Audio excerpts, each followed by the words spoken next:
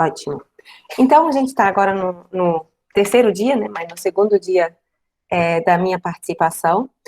Eu quero só falar rapidamente, então, o que a gente viu ontem e também fazer uma previsão do que a gente vai ver agora hoje nas próximas uma hora e meia. Então, ontem nós temos essa olhada na avaliação de ciclo de vida das fraldas, né, que é um exemplo sempre interessante a ser discutido, especialmente quando a gente olha a metodologia. A gente olhou, eu coloco aqui como introdução, a questão do uso do software, por que e como. Aí tentei explicar para vocês, né, o que o software faz exatamente, essa questão do cálculo matricial. Isso é um ponto bem interessante para entender por que você precisa de muita capacidade computacional e como o software pode também se ajudar um pouco, né, para reduzir essa capacidade de cálculo, que eu vou mostrar para vocês hoje algumas possibilidades. Porque vocês vão ver, né, quando quem começar a aplicar o OpenLCA e a base EcoInvent, se você não tiver um computador com uma capacidade RAM muito boa, você muito rapidamente chega ao limite do seu computador. E aí, então, para você poder mesmo fazer esses exercícios, né, esses estudos, com um computador com menor capacidade RAM, assim, eu digo que 4 já é pouco, tá? Então, aí a gente tem alguns malabarismos que a gente pode fazer para, mesmo assim, poder avançar. Depois eu mostrei para vocês onde vocês encontram bases, tanto grátis quanto pagas, né, esse site Nexus OpenLCA, que é uma fonte muito importante para nós. E aí a gente deu uma breve olhada, né, já no programa, né, como aparecem fluxos, tanto técnicos quanto elementares, como aparecem os processos e como aparecem sistemas de produtos, né, esses fluxogramas dentro do programa. Então, hoje eu quero retomar na história de como gerar esses sistemas de produto, que a gente olhou muito breve no final da aula de ontem. Eu vou mostrar para vocês duas possibilidades de ajudar o computador, né, com essa quantidade muito grande de processos e dados, que é o que eu coloquei aqui, processos LCI, vocês vão entender o que isso significa, e fazer um cut-off de processos. A gente vai olhar um pouco as diferentes bases EcoInvent para entender qual utilizar entre essa quantidade de opções que eles oferecem. E no final, a gente vai só olhar brevemente também alguns pontos sobre a estrutura de modelagem de um sistema de produto. Então, vamos lá. A primeiro slide, coloquei aqui, quando a gente, no OpenLCA, gera um sistema de produto, isso sempre acontece a partir de um processo, geralmente o processo, assim, mais central da sua modelagem. Nós olhamos ontem o exemplo da destilaria de etanol. Então, eu tenho aqui o processo da destilaria de etanol, eu quero fazer a avaliação de ciclo de vida. Então, eu preciso ver, gerar um fluxograma que me mostre todos os processos que acontecem a montante do meu processo, né, que é a produção da cana, a produção de todo o maquinário necessário. E, fazendo isso, como que eu chego lá? Eu preciso abrir o processo, né, da produção de etanol, e nessa primeira página do processo eu tenho aqui deixa eu colocar aqui meu apontador, tem aqui o botão Create Product System, esse é o botão que eu tenho que acionar. E agora, coloquei aqui, which option should we choose and why? Porque eu tenho algumas opções. Quando eu clico esse botão, aparece essa janela aqui. Essa janela, ela me oferece aqui uma série de opções, né? Esse Product System automaticamente já vai ter o nome do processo. Você pode alterar esse nome ou manter. O processo de referência também automaticamente já é esse processo a partir do qual eu gero o sistema de produto. Então, até aqui tudo bem. Eu quero falar com vocês um pouco sobre essas opções aqui. Aqui nós temos sempre aparecendo essa palavra default provider. Default provider, default provider. Geralmente, a gente tem, assim, umas configurações padrão, né, que é essa configuração aqui, que chama Preferred Default Provider, e essa configuração aqui do Unit Process. Essa parte aqui vou explicar mais tarde para vocês. Nesse momento, eu quero explicar para vocês a questão do Provider. O que é o Provider? É o fornecedor de certo produto. Então, eu tenho aqui a minha destilaria. Na minha destilaria entra a cana. Essa cana, ela tem que vir de algum outro processo.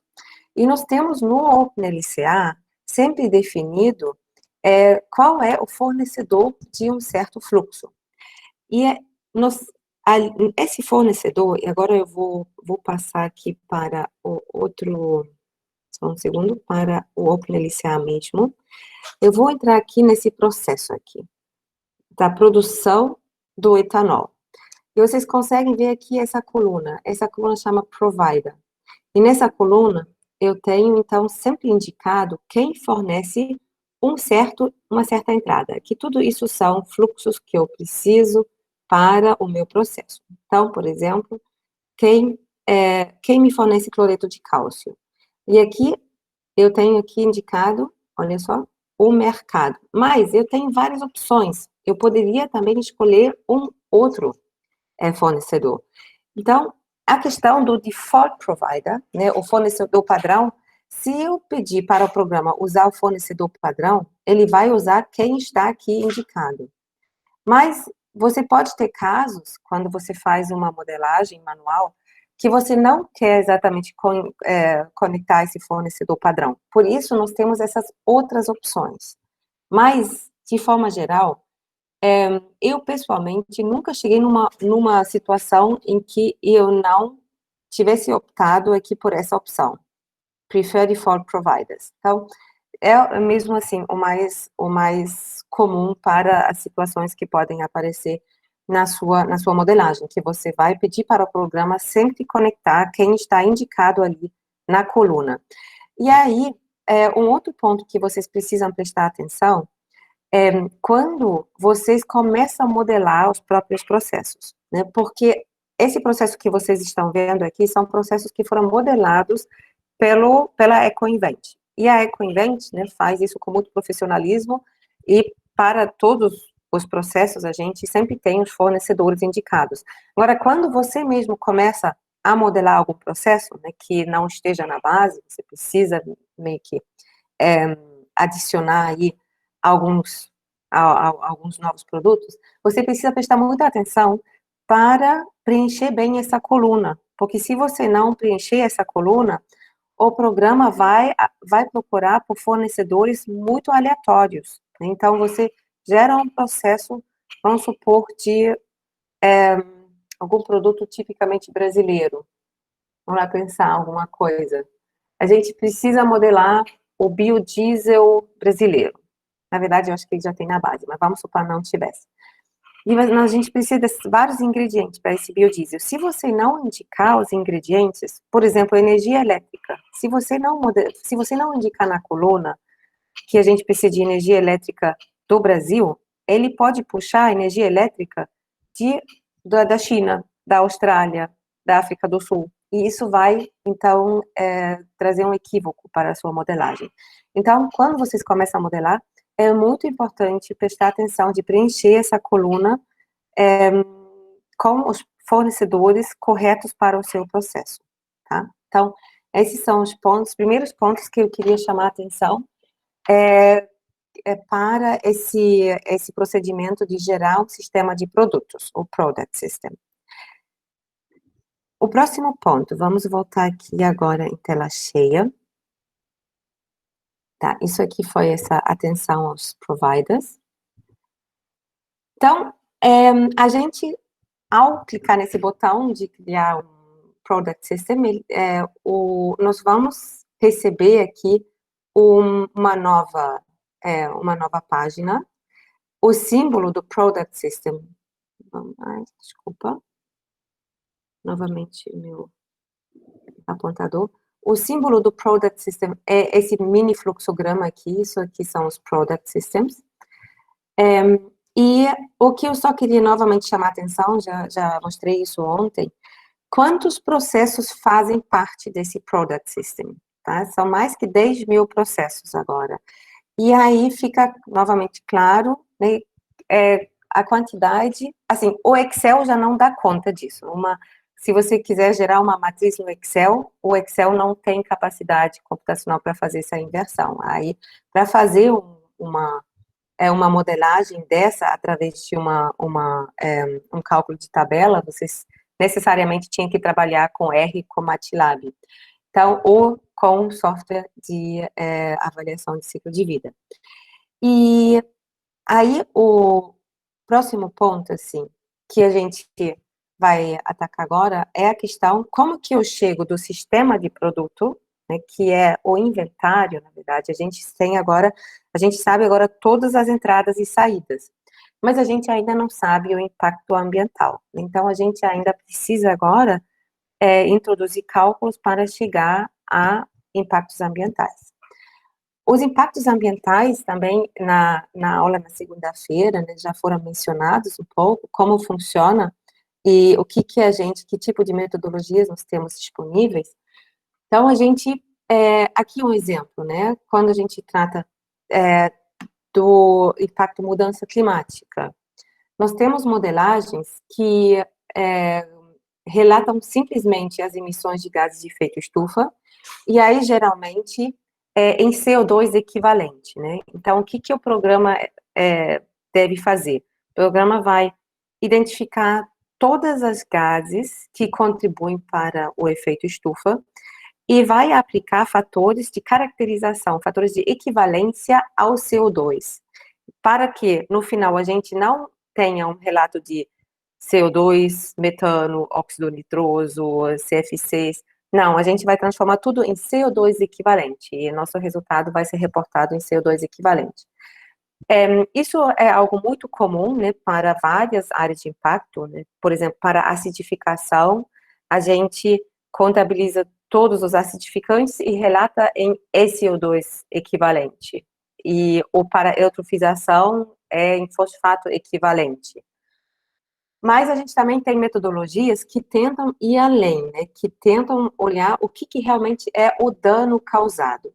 Então, são metodologias que tentam fazer toda uma modelagem, né, a partir das emissões, qual seria a concentração, qual seria, então, a alteração da forçação radioativa, qual seria, então, o aumento de temperatura, e a partir daí, quais são os danos e quais são os danos à saúde humana, à biodiversidade, e, por exemplo, aqui seria biodiversidade terrestre e biodiversidade aquática. E aí essas modelagens, na verdade, também nada mais são do que introduzindo fatores de caracterização para ver por uma certa quantidade de emissões, você vai introduzir uma certa quantidade de chamada DALY, Disability Adjusted Life Years. Então, e essa aplicação de todos esses fatores, a gente pode, então, fazer de uma forma automatizada dentro do programa. Isso é muito prático, facilita muito a vida.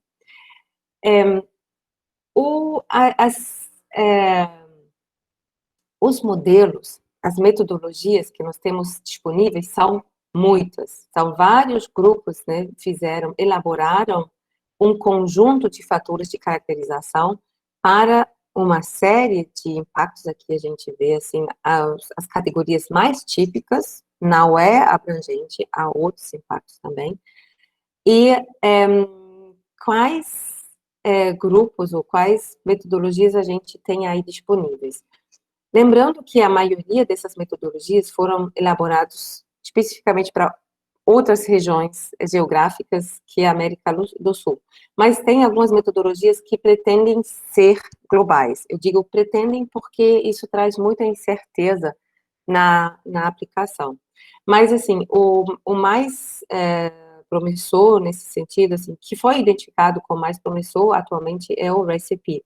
Então, é também o que hoje mais aplica. Eu vi que há uma pergunta que inventário seria levantamento dos componentes que causam impacto ao meio ambiente.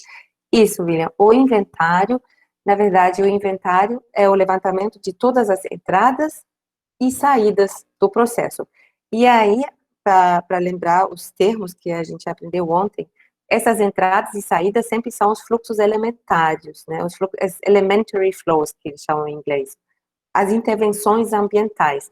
O meu inventário, né, ele trata tanto de fluxos técnicos quanto de fluxos ambientais, mas o que me interessa mesmo é entender os fluxos ambientais. Eu preciso saber quanta depleção de recursos há no meu ciclo de vida e quantas emissões surgem. Então, eu preciso saber desses fluxos da fronteira com o meio ambiente. O inventário me traz isso, né? Especialmente quando eu gero o sistema de produto, eu tenho tudo pronto para deixar o programa calcular todos esses fluxos.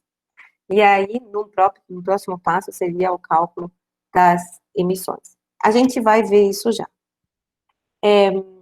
Então, eu só quero que vocês depois reconheçam essas siglas dentro do programa, tá? A gente vai encontrar todas essas siglas aqui no programa, porque o OpenLCA, ele tem disponível todas essas metodologias já para pronta aplicação.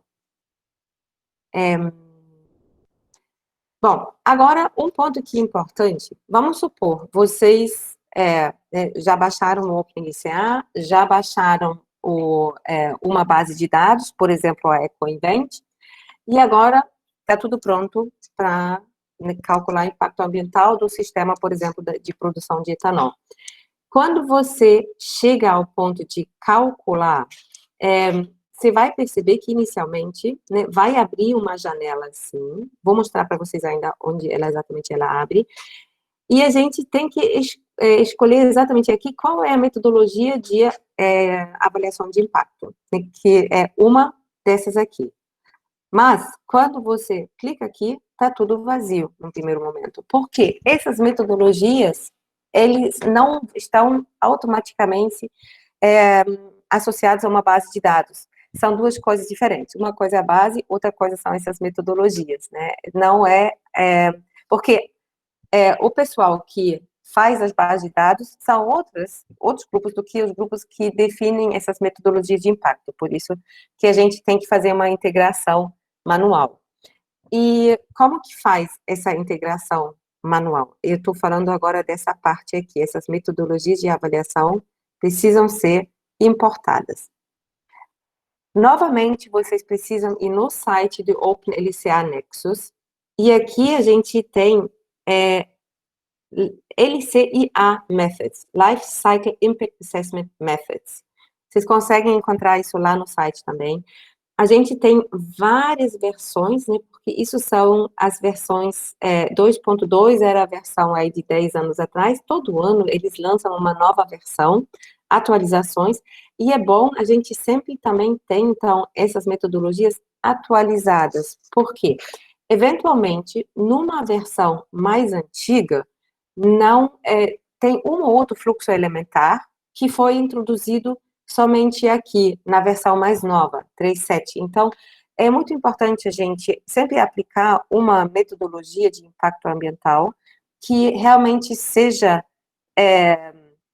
gerada para a base que a gente esteja trabalhando, porque senão pode acontecer um descasamento aí de fluxos elementares ou até de nomenclatura, né? A gente está aqui com um programa, um software. Software só é tão inteligente quanto a pessoa que faz o que aplica.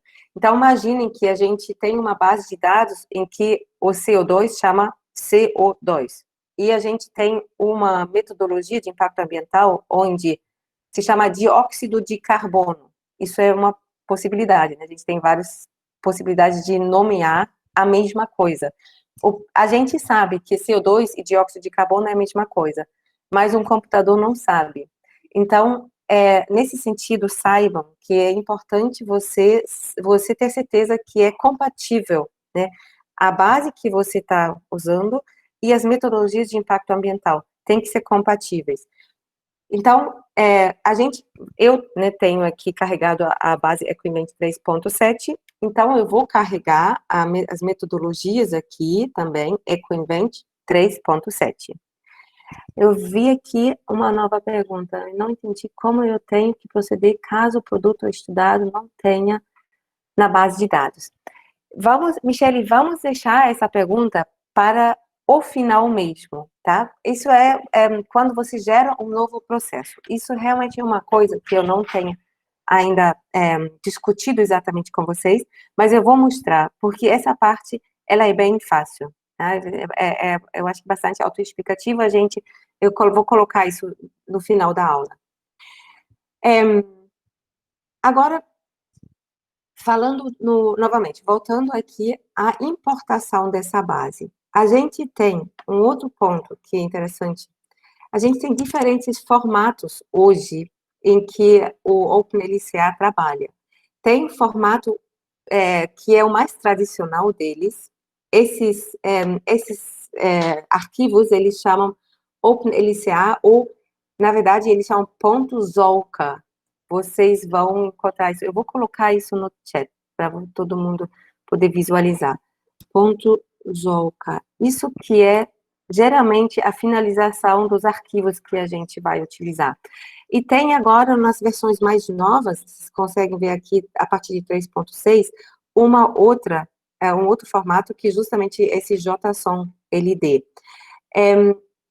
E aqui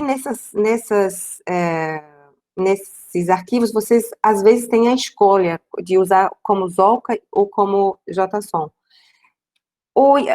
A diferença é como vocês têm que importar isso depois. Eu quero mostrar também agora rapidamente para vocês como fazer essa importação. A gente vai, ao importar, você tem que abrir a sua base. Eu estou aqui com a base aberta, vocês conseguem ver aqui, ela está aberta. Vocês vão clicar do lado direito aqui e vocês vão pedir para importar. Acho que até aqui, tudo bem. Fazendo isso, vai abrir uma janela. E nessa janela, você pode falar para o seu programa se você quer importar ou um arquivo Zolca, que é o Entire Database, é justamente esse arquivo Zolca, ou se você quer importar um arquivo JSON, seria esse aqui. Essa escolha depende em que formato você baixa. Você lembra que você tem a escolha aqui, por exemplo, você tem aqui um menu e você pode baixar ou com o Zolca ou com o JSON. Eu recomendo baixar como o Zolca, porque a importação dá menos dificuldades, porque a importação do JSON às vezes fica um pouco confuso em encontrar o arquivo. Porque você precisa escolher, você não vai conseguir escolher exatamente o arquivo, que é esse arquivo aqui. Você precisa escolher na pasta, aqui a pasta que está acima desse arquivo, só assim ele vai conseguir identificar o arquivo. Isso muitas vezes dá uma confusão, por isso que eu logo recomendo baixar como Zolca. Quem em algum momento esquecer ou precisar de um arquivo JSON, deixo aqui o recado. Quando você está na procura desse seu arquivo, você não pode escolher diretamente o arquivo. Você tem que escolher o arquivo que está acima, um nível acima, porque aí ele vai identificar e te colocar aqui essa opção. E aí você pode clicar aqui, terminar, e ele vai importar. Então, esses é o procedimento muito importante para poder, né, incluir essas metodologias de impacto ambiental. Eu faço essa ênfase muito forte aqui porque a minha experiência com turmas é que isso é uma informação que muitas vezes se perde. E os alunos, no final da aula, assim, no final do período, chegam, mas professora, onde que eu acho? Então, a partir dessa experiência, essa ênfase muito forte aqui sobre como encontrar esses arquivos, tá? Então, ir lá na página do Nexus, baixar o arquivo LCIA, e então importar aqui como Zolca ou como JSON. E aí a gente chega ao ponto de falar brevemente sobre a avaliação de impacto, o Impact Assessment. No OpenLCA, e isso é uma coisa que eu prezo muito, o OpenLCA, ele te deixa muita flexibilidade de manipular dados e de manipular também, por exemplo, essas metodologias de impacto ambiental. E nisso, eu vejo uma vantagem com relação ao CIMA-PRO, né? O CIMA-PRO, ele a vantagem do CIMA-PRO é que ele não te permite fazer coisa errada. O OpenLCA ele te permite fazer coisas equivocadas, que é, por um lado, negativo, mas, por outro lado, ele também tem toda essa flexibilidade que, para um pesquisador acadêmico, é muito legal. Você tem muito mais liberdade de fazer pesquisa e de desenvolver seu próprio trabalho dentro desse software. Então, também nessa área de metodologias de impacto ambiental, você pode gerar novas metodologias, você pode manipular essas metodologias já existentes, por exemplo, para fazer uma regionalização, né? O que quer dizer fazer uma regionalização? Eu acabei de mencionar que essas metodologias, a maioria foi desenvolvido para áreas determinadas geográficas. A maioria foi desenvolvido para a realidade climática e realidade econômica também, porque faz diferença, da Europa ou dos Estados Unidos, a gente tem para o Japão, para todos os países, assim, mais industrializados, nós temos metodologias específicas. Para a América Latina ainda não foi nada desenvolvido. Então, pegar uma metodologia já existente e adaptar ela para a realidade, eu não quero nem dizer sul-americana, né, porque a gente tem áreas geográficas muito diferentes aqui. Então, seria até mais interessante pensar, assim, até mais uma coisa mais regional, seja, assim, das áreas tropicais às áreas subtropicais. Isso é uma área para pesquisas acadêmicas muito interessantes atualmente. Então, não vou entrar em mais detalhes de como fazer, porque é um assunto mais avançado, mas eu acho que é importante a gente ter essa informação e clareza. Quando a gente olha os resultados, como eles aparecem, e aí eu vou pular novamente para o programa, eu vou mostrar isso para vocês brevemente, só para chamar a atenção para um ponto. Os resultados, eles incluem o inventário, né, que a gente falou agora até mais cedo, né, primeiro a gente faz o inventário. O inventário só mostra todas as entradas e saídas. Então, isso faz parte também do resultado, que a gente tem essa visão geral de todas as entradas e saídas. E aí, são os resultados principais dos impactos ambientais. E, a partir daí, a gente tem vários outros tipos de visualizações que ajudam a fazer análises. E esses eu quero mostrar para vocês aí no próprio programa. Vamos lá. Eu tenho aqui o meu processo da cana. Eu vou agora... isso aqui é o processo, só para se lembrar, com todas as entradas e todas as saídas. Eu vou pular agora aqui para outra página, onde eu já tenho o sistema de produto pronto. Isso aqui é o sistema de produto que a gente tem, que a gente tem gerado. E agora a gente vai calcular o resultado. Deixa eu ver.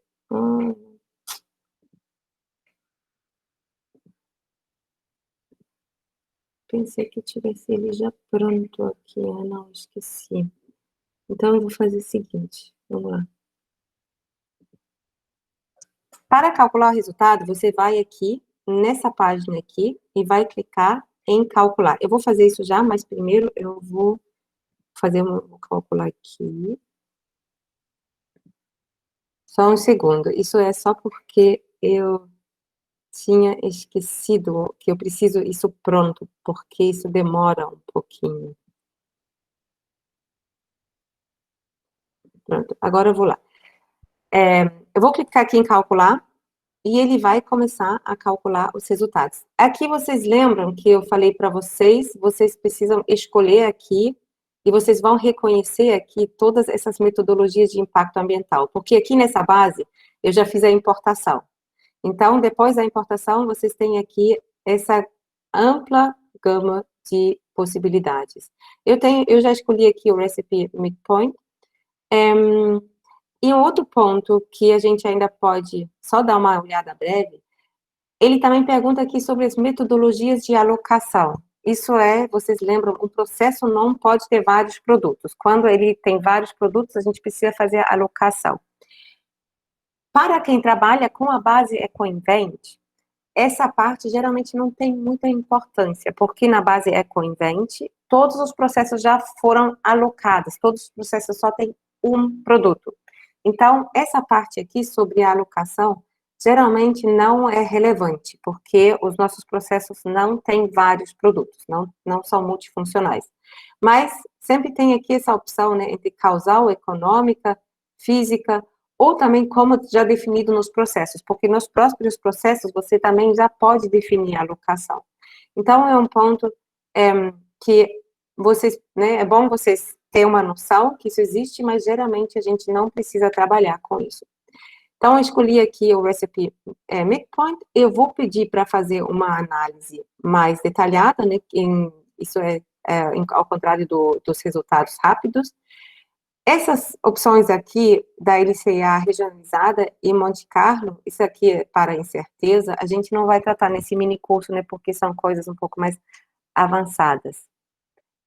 O Recipe Midpoint também tem várias versões, não deveria escolher a última. Sim, essa aqui, pelo que eu vejo, é a última. Eu digo pelo que eu vejo, porque realmente não indica 2016, né? Porque o Recipe tinha uma versão 2008 e depois uma nova versão em 2016. Como essa base, ela é muito recente, né, as desse ano, eu entendo que essa aqui já é a versão mais recente. Essa aqui eu sei que ela é mais antiga. Não sei, Vanessa, eu espero que tenha respondido sua pergunta. E eu vou clicar aqui agora em terminar. E vocês vão ver que o programa vai demorar um pouco para resolver agora essa questão aqui. Porque ele realmente, vocês viram a quantidade de dados que ele precisa processar agora, né? Então, isso que a parte se perdeu. E agora, para a gente aproveitar do tempo, eu vou voltar aqui para a nossa aula. Vamos lá. Eu vou mostrar para vocês por aqui como aparecem alguns resultados que são pontos interessantes. Vanessa, vamos voltar no final da aula a essas coisas mais específicas do recipe, tá? E não vou perder essa dúvida.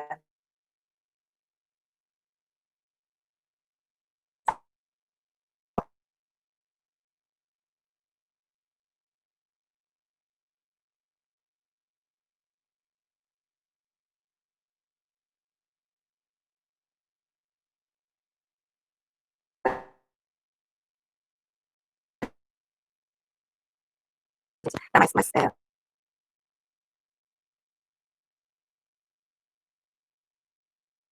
quando você tem um sistema de produtos, você vai para quase todos os processos, vai entrar transporte, vai entrar energia elétrica ou, eventualmente, água. Então, quando você quer olhar especificamente, assim, qual é o impacto ambiental que se deve só ao consumo de energia elétrica em todo o meu sistema de produto, você consegue aqui fazer agrupamentos. Então, você vai começar a puxar. Aqui você tem uma listagem de todos os processos do seu sistema de produto. Vocês estão me ouvindo ainda? Eu estou recebendo aqui um aviso. Ó. Sim, professora, Alô? perfeito. Estamos te ouvindo sim, professora.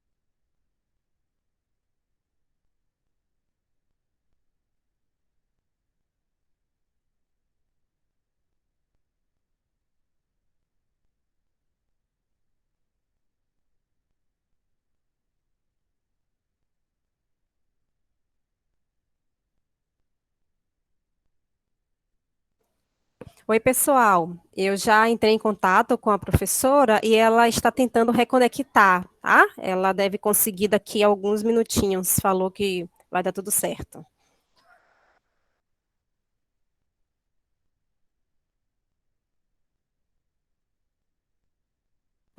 Aproveitem para tomar uma aguinha, lanchar.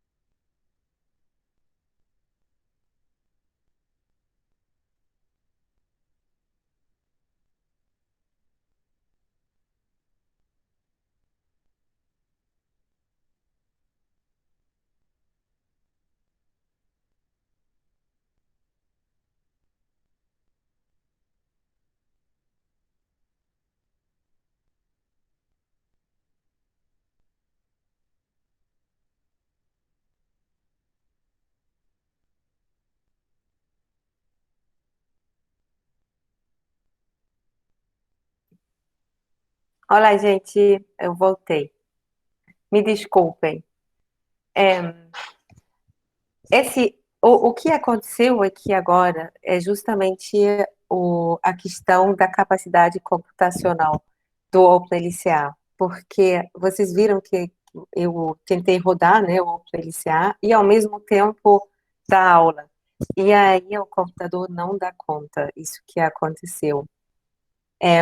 Então, eu vou retomar aqui agora a apresentação e um momento, que abrir aqui. E aí já vou mostrar para vocês, então, como vocês evitam, né, que o computador não dá conta. Acho que é até a gente teve até o pedagógico, né, ver esses problemas acontecendo. A gente estava na parte do agrupamento que eu estava explicando para vocês. Vamos voltar aqui rapidinho. Então, essa parte do agrupamento então é uma ferramenta bem interessante, porque nas análises é alguma coisa muito típica, que você quer entender toda a contribuição de transporte ou toda a contribuição da energia elétrica, pode ser também, poderia ser toda a contribuição por combustíveis fósseis. E aí você, Professora, desculpa interromper aqui, a senhora não compartilhou a tela. desculpa, isso é, querendo ser rápido, só um momento. Pronto, obrigada. Está chegando, né? Tá, chegou. Então, essa é a parte do agrupamento, que é uma das abas que vocês vão ver quando vocês calculam resultados, né? Esses resultados, eles aparecem em várias abas. E agora eu vou mostrar para vocês como mostrar como ver esses resultados no próprio OpenLCA. Mas, para isso, a gente vai, eu já vou mostrar para vocês um outro malabarismo que é importante para ajudar o computador. Então, eu vou procurar aí meu processo de etanol, aqui, eu estou aqui em cima na parte da busca, eu vou procurar o processo de etanol, aqui pois é, ele não está aberto,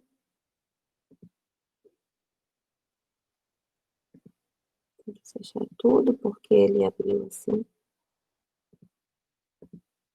nos processos.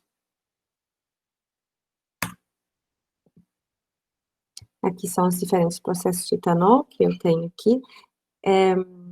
Eu quero a partir da cana-de-açúcar. Não achou? Sugarcane. Esse aqui é o processo que a gente tinha trabalhado. Vou abrir esse processo aqui para mim.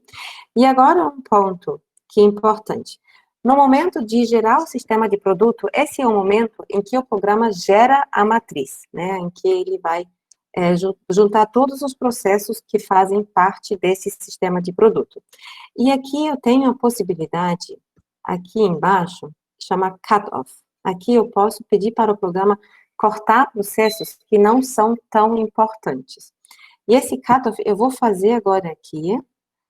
Geralmente, você faz um cut-off assim, bem pequenininho. Isso quer dizer o quê? Isso quer dizer que sempre quando tem algum material, algum fluxo que contribui com menos de 0,000001 para o processo, ele vai ser ignorado. E vocês vão ver que isso vai fazer uma diferença muito grande.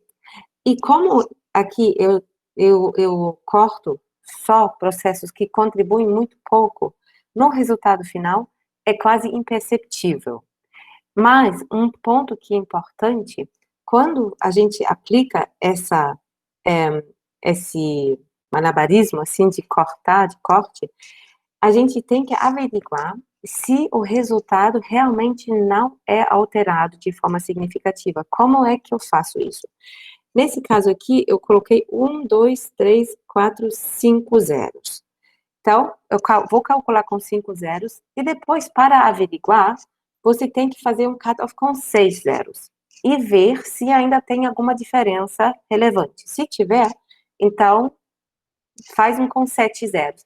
E vai andando até você perceber que o resultado não altera mais. Aí você tem um corte que é legítimo. E vocês, assim, esse corte já vai fazer uma diferença muito grande para o computador.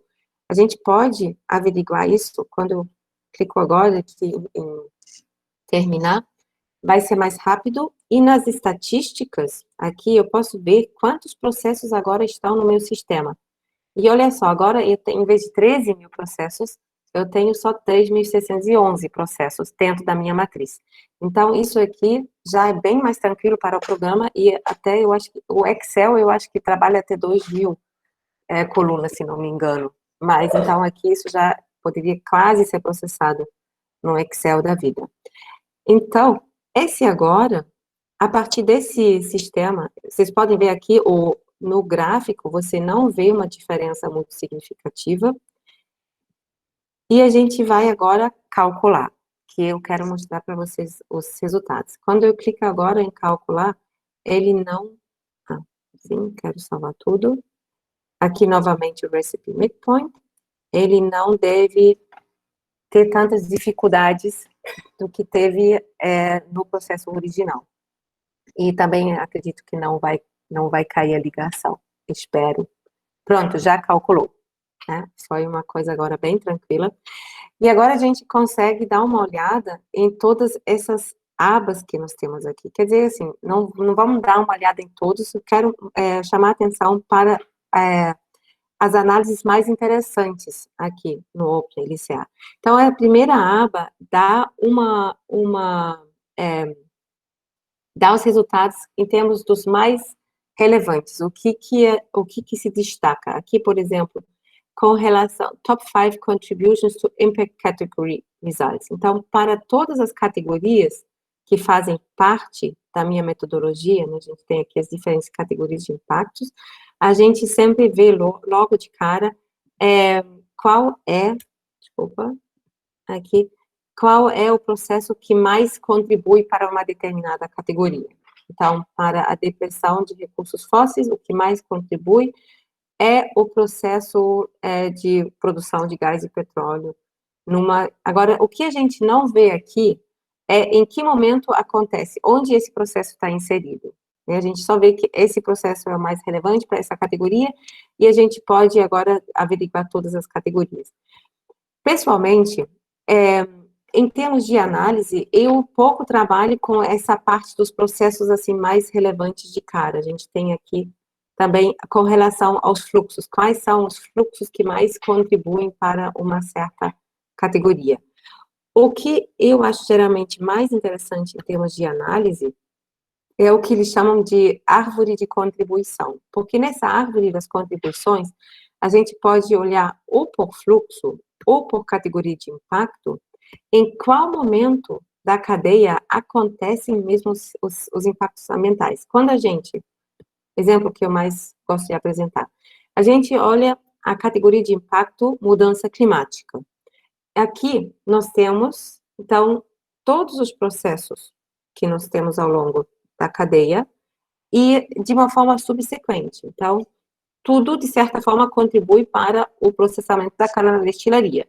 Mas aqui eu já tenho, então, a divisão das diferentes entradas na destilaria. Tenho a cana, eu tenho aqui o cal, eu tenho market for metalworking, por metais assim, diversos. Aqui é o mercado de ácido fosfórico. Aqui são todos esses ingredientes que vão para a destilaria. Quando a gente olha, por exemplo, a cana, e nós vemos que o maior impacto ambiental de toda a cadeia vem da cana-de-açúcar. Isso fica muito claro aqui, dizendo que 88% do impacto ambiental está nessa cadeia aqui. Então, eu posso abrir essa cadeia e aí olhar novamente onde nessa cadeia acontece o impacto ambiental. 40% por causa da produção da cana em São Paulo. Aqui a gente tem um mix de diferentes regiões. Olhem só a sofisticação que o EcoInvent tem até para o Brasil. Então, 40% de São Paulo, isso deriva da porcentagem, né, da contribuição dos diferentes estados para a nossa produção geral. Então, são aqui diferentes estados, por um lado, e finalmente 4% ainda devido ao transporte. Quando a gente quer entender, então, em São Paulo, o que realmente contribui para o impacto ambiental?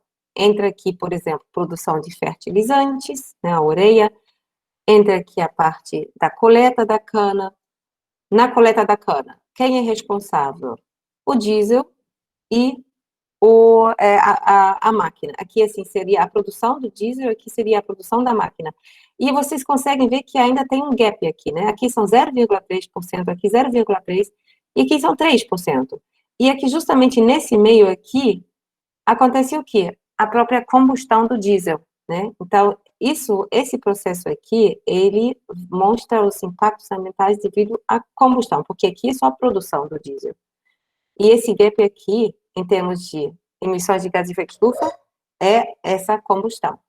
Então, o Contribution Tree, ele nos fornece, é uma ferramenta muito boa, né, para realmente analisar uma cadeia de valor, onde estão os chamados hotspots, né, onde acontece mesmo o impacto ambiental. E o que eu tinha comentado mais cedo com relação a agrupamento, isso seria uma próxima aba aqui, né, onde vocês conseguem começar aqui. Eu tenho aqui todos os processos listados, e eu posso aqui, por exemplo, gerar uma nova categoria que chama eletricidade.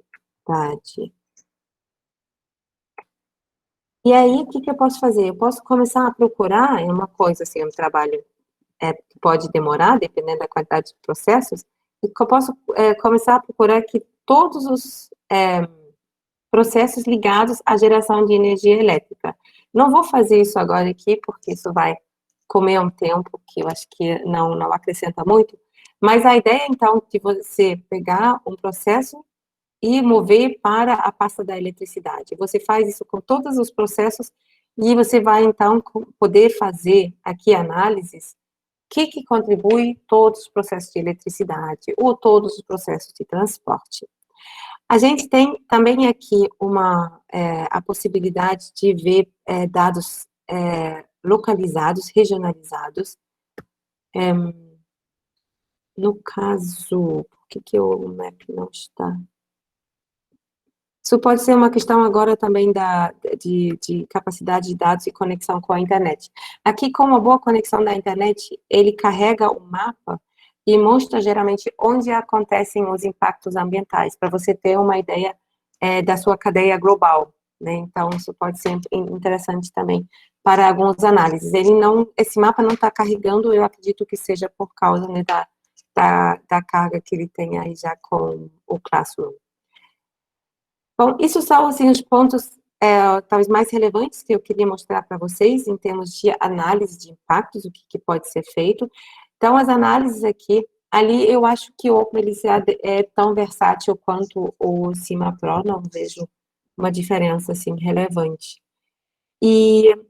Então, agora vocês já aprenderam sobre uma possibilidade de facilitar a análise para o seu computador, né, que foi o cutoff que a gente olhou aqui. O cutoff que você faz no momento em que se gera o sistema de produto.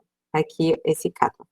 E agora eu quero mostrar para vocês ainda uma outra possibilidade de ajudar o computador, né, nesse processamento de dados. Essa outra possibilidade, agora eu não fui atenta, eu acabei fechando. Eu tenho que fazer de novo esse cálculo agora, porque eu vou mostrar para vocês a outra possibilidade. Eu vou tirar até essa parte aqui. O que eu estou fazendo agora, eu estou calculando o sistema sem nenhuma metodologia de impacto ambiental. E o que ele faz ele vai fazer só o inventário, ele só vai calcular todos os fluxos, que aí quando a gente olha as emissões, eu só posso ver fluxos, eu não posso ver emissões aqui, não tenho mais a possibilidade porque o cálculo foi feito sem metodologia de impacto ambiental. Mas o que eu quero agora mostrar para vocês mesmo é como a gente pode, através de uma outra função, facilitar a vida do computador. Eu acabei aqui de calcular um sistema de produto, o inventário do sistema de produto. E o que eu posso fazer com isso agora? Eu posso salvar isso como se fosse um processo só. E agora eu vou voltar aqui à minha apresentação para mostrar, para visualizar isso melhor para vocês, o que a gente está fazendo. Vocês lembram, né, que quando você gera um sistema de produto, o que o programa faz, ele gera uma matriz. E essa matriz, ela tem duas partes. Ela tem a parte dos fluxos tecnológicos, que são os fluxos que acontecem entre os processos. E a gente tem também uma lista de fluxos elementares. Isso são as emissões ou a depressão de recurso que acontece devido a um processo. Então, quando eu gero um sistema de produto, isso aqui é gerado.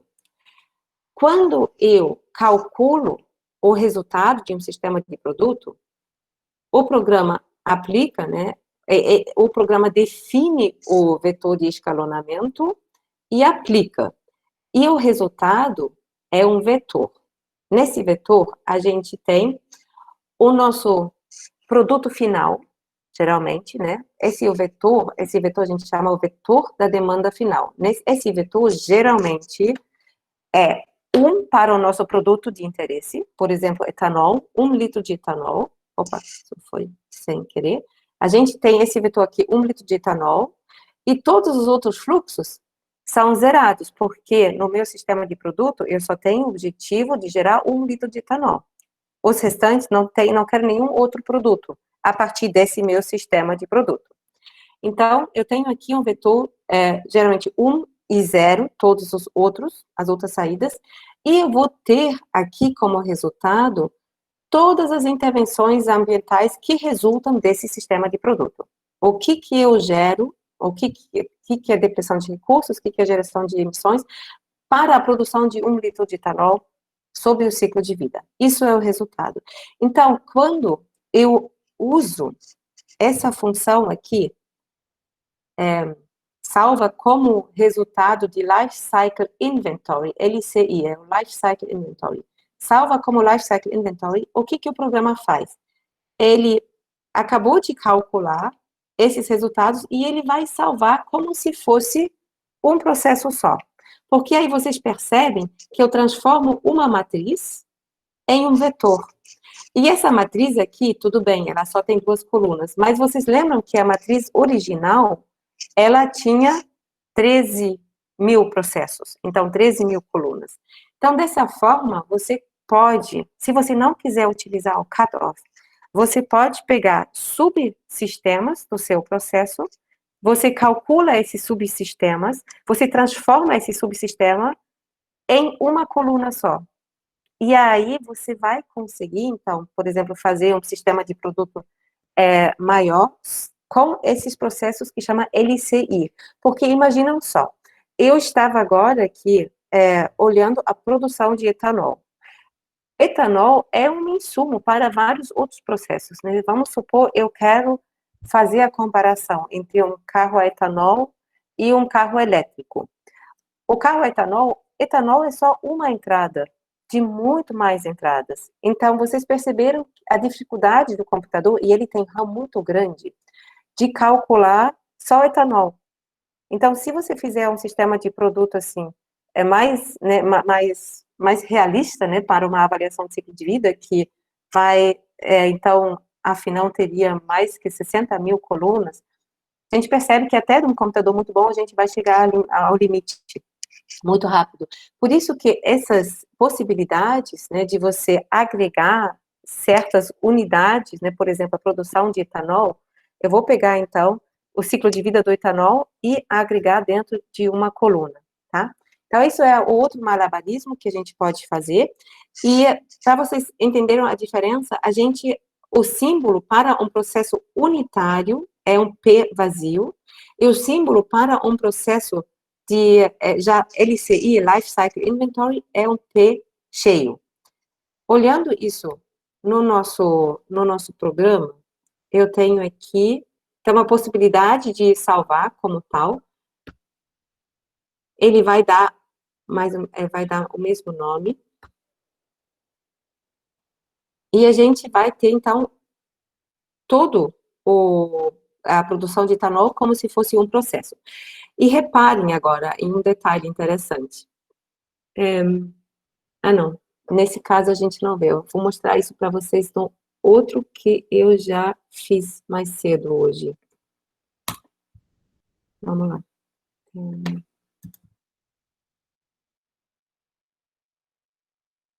Quero ver os dois agora. Isso é um processo que eu preparei antes da aula para mostrar para vocês. Aqui eu calculei, então, eu peguei o inventário de ciclo de vida sem fazer nenhum cut-off, tá? Então, aqui é o processo inteiro mesmo, com todos os processos a montante. E quando a gente olha agora aqui os inputs, o que vocês reparam? Esses fluxos são todos fluxos elementares. A gente não tem mais input de fluxo técnico, né? Porque no inventário de ciclo de vida, a gente enxerga mesmo só depressão de recurso e aqui as emissões que acontecem. Eu não tenho mais fluxos técnicos envolvidos. Por isso que aqui só aparecem fluxos elementares. E um outro ponto, agora que é interessante ver, quando a gente cria um sistema de produto a partir desse processo, o que vai acontecer? Ele vai linkar outros processos? Essa é a pergunta agora. Esse processo, quando eu vou aqui abrir o fluxograma, quantos processos vão fazer parte desse fluxograma? Essa é a pergunta para ver se alguém já entendeu. Eu pergunto, alguém já entendeu, porque eu sei que é complexo e que geralmente demora a absorver essa matéria, mas vocês vão ter a gravação, vocês vão poder rever, e eu acho que isso ajuda, assim, para quem quer começar a trabalhar. Agora, a pergunta, para ver se alguém entendeu já. Quantos processos vão fazer parte desse fluxograma? Quem quer?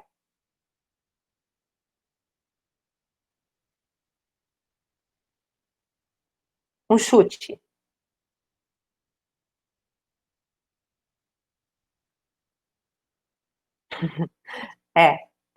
Eu imagino, é normal. Agora, a resposta é muito fácil. Um processo. Por quê? Esse processo já contém o ciclo de vida inteiro. Isso, Guilherme. Aqui está, o ciclo de vida inteiro foi agregado em um processo. A gente não tem mais entradas aqui, porque as entradas que geralmente a gente consegue ver aqui são entradas que vêm de outros processos. Mas a gente já integrou todos os processos dentro de um. Então, não tem mais conexões a montante. A única coisa que entra aqui são as minhas intervenções com o meio ambiente, né? Então, a extração com o meio ambiente. Mas essa extração, ela não aparece aqui no fluxograma. No fluxograma só aparecem os fluxos técnicos. Então, eles não aparecem mais aqui.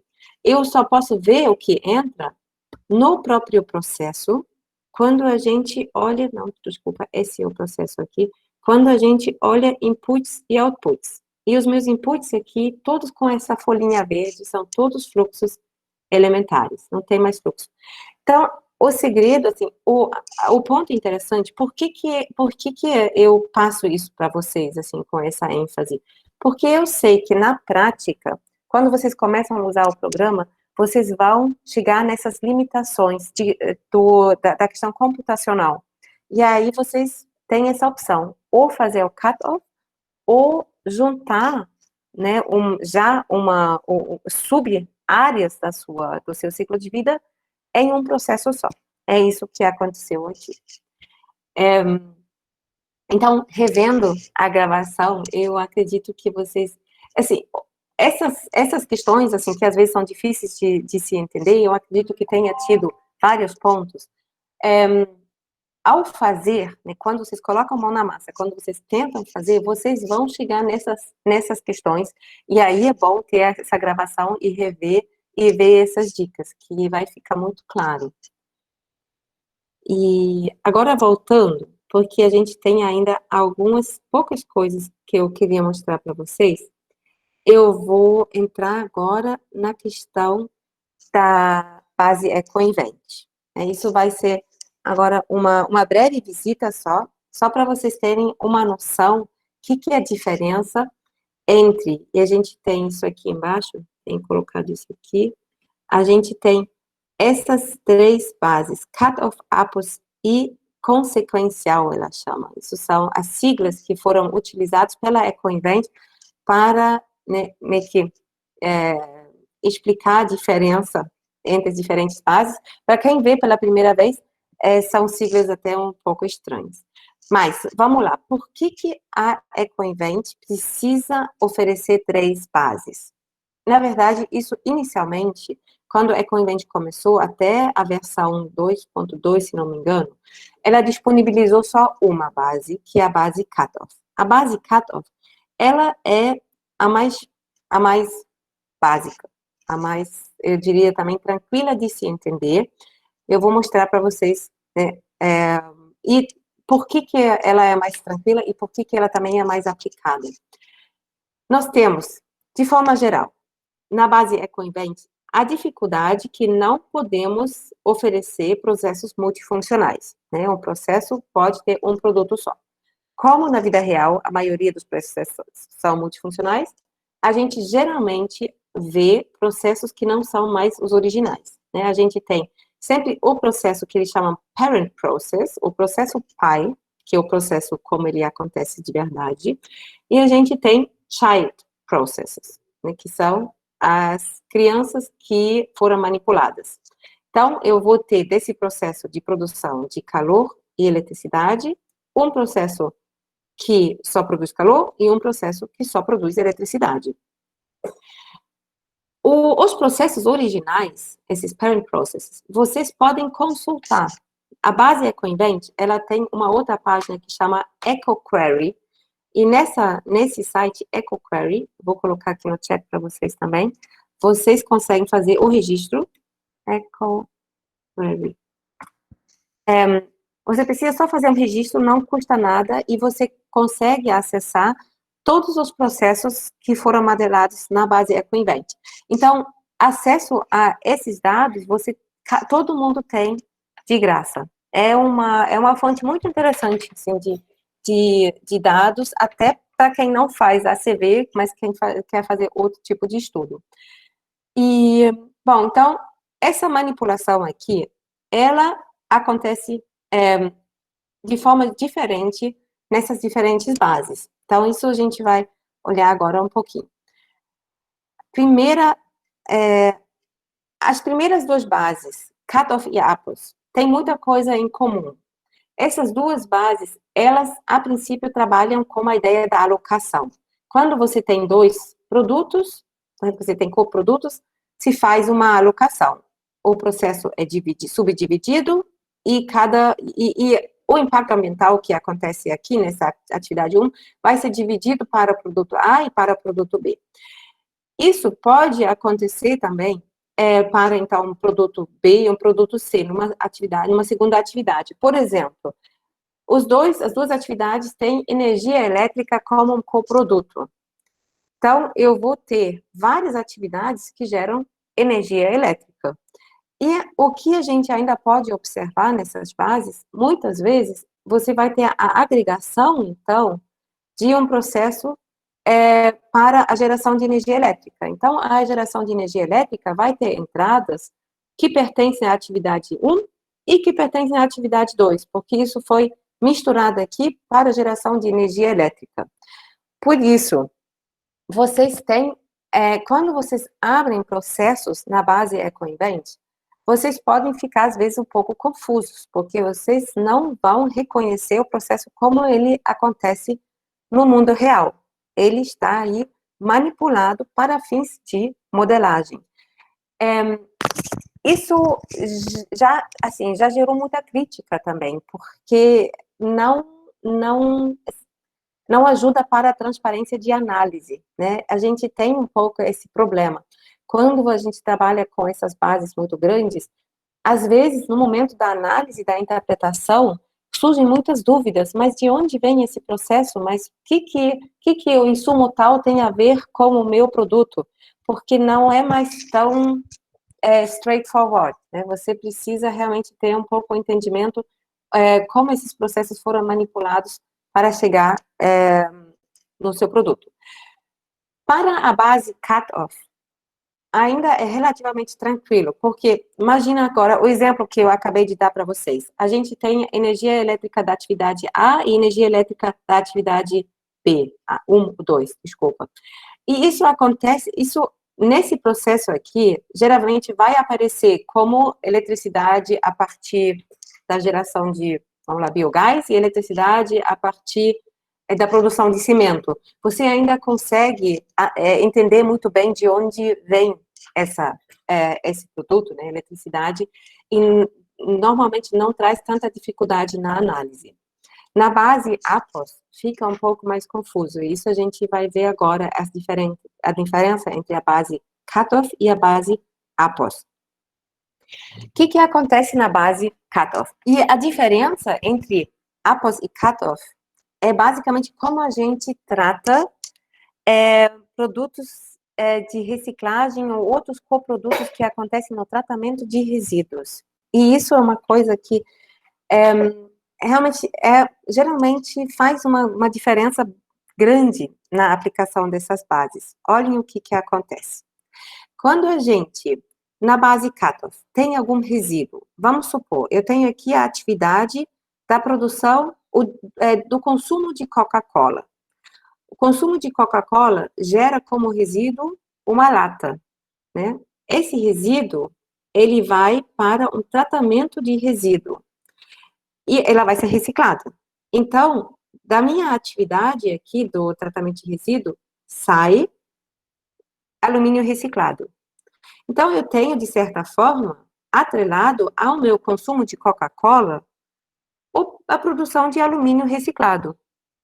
E aí, a questão é, quem é responsável, então, ou quem até ganha um crédito pela reciclagem de alumínio?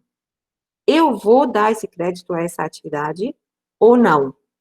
E aí, a base cutoff diz que não. O que acontece?